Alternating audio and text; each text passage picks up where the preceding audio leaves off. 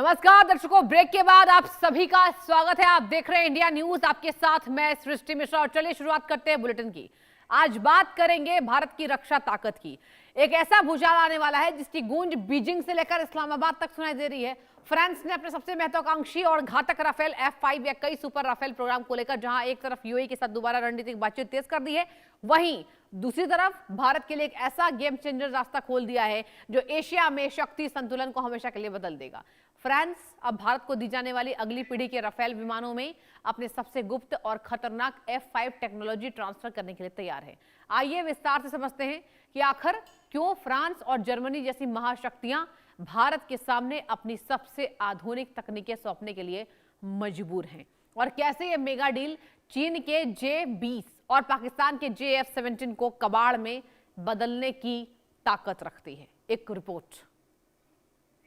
France और Germany का future combat air system project आंतरिक विवादों के कारण लगभग ठप हो चुका है। ऐसे में फ्रांस ने एक नया स्टील्थ एयरक्राफ्ट बनाने के बजाय अपने राफेल F5 स्टैंडर्ड के विकास को टॉप प्रायोरिटी पर डाल दिया है।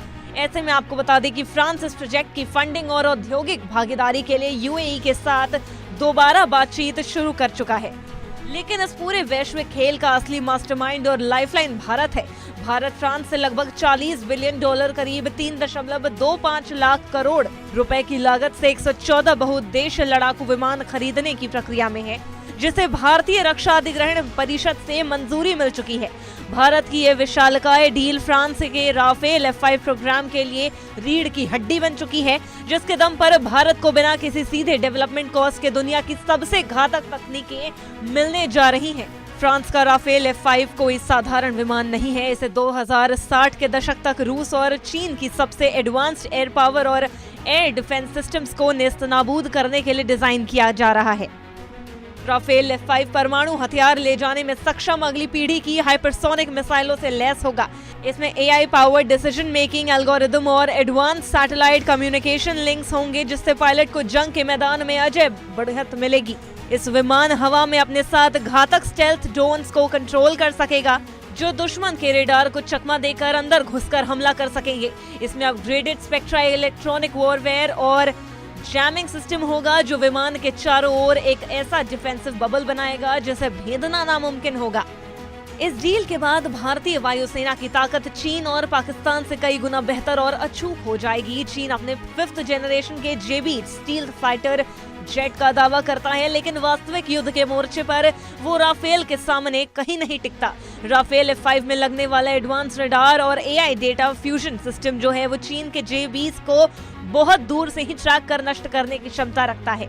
चीन के विमानों के इंजन और रडार तकनीक पर हमेशा से दुनिया को संदेह रहा है, जबकि राफेल का लोहा पूरी दुनिया मानती है।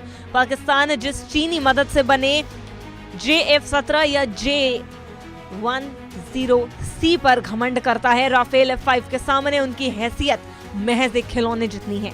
राफेल F5 का इलेक्ट्रॉनिक वॉरवेयर सिस्टम पाकिस्तानी वायुसेना के एयर डिफेंस और रडार को पूरी तरीके से अंधा कर देगा। यदि चीन और पाकिस्तान मिलकर भी भारत पर दबाव बनाने की कोशिश करेंगे तो राफेल F5 की नेटवर्क सेंट्रिक वॉरवेयर क्षमता वायुसेना को एक साथ दोनों मोर्चों पर हवा में बढ़त दिलाएगी।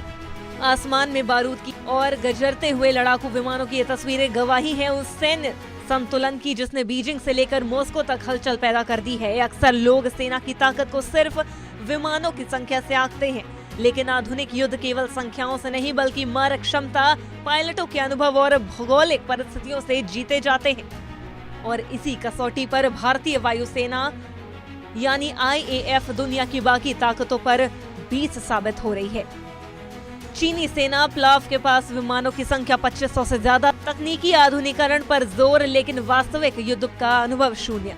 रूस के पास विमानों की संख्या 1200 से ज्यादा, लेकिन यूक्रेन युद्ध के बाद विमानों की कमी और लॉजिस्टिक्स की मार झेल रहा है। भारत के पास विमानों की संख्या 1700 प्लस लड़ाकू विमान, हेलीकॉप्टर और ट्रांसपोर्ट बेड़े का सबसे संतुलित मिश्रण है। सबसे अहम पहलू ये समझना है कि आखिर यूरोप की दो सबसे बड़ी महाशक्तियां फ्रांस और जर्मनी भारत को अपने सबसे गुप्त और संवेदनशील मिलिट्री टेक्नोलॉजी ट्रांसफर करने के लिए क्यों तैयार की गई है। इसका मतलब साफ है, भारत का डंका बज रहा है। भारत आज दुनिया का सबसे बड़ा डिफेंस मार्केट है। फ्रांस और जर्मनी जानते हैं कि भारत को केवल उत्पाद बेचकर काम नहीं चलेगा, बल्कि भारत को एक रणनीतिक साझेदार बनाना उनकी मजबूती और जरूरत दोनों है। पश्चिमी देश भली भांति जानते हैं कि एशिया पैसिफिक क्षेत्र में चीन की आक्रामकता को रोकने की क्षमता केवल भारत के पास है, इसलिए वे भारत को सैन्य रूप से आत्मनिर्भर और अत्यधिक शक्तिशाली देखना चाहते हैं। इस टेक्नोलॉजी ट्रांसफर का सीधा मतलब है कि अगर भविष्य में इन घातक विमानों और प्रणालियों का निर्माण और अपग्रेडेशन भारत की धरती पर, इससे भारतीय इंजीनियरों की वो तकनीकें मिलेंगी जो आज तक सिर्फ चुनिंदा पश्चिमी देशों के पास थी। फ्रांस और भारत की ये जुगलबंदी वैश्विक भू राजनीति की एक नई इबारत लिख रही है। जो पहले F5 प्रोग्राम की डिलीवरी 2029-30 में होनी थी, वहीं अब इसे 2027 में ही शुरू करने पर बातचीत चल रही है।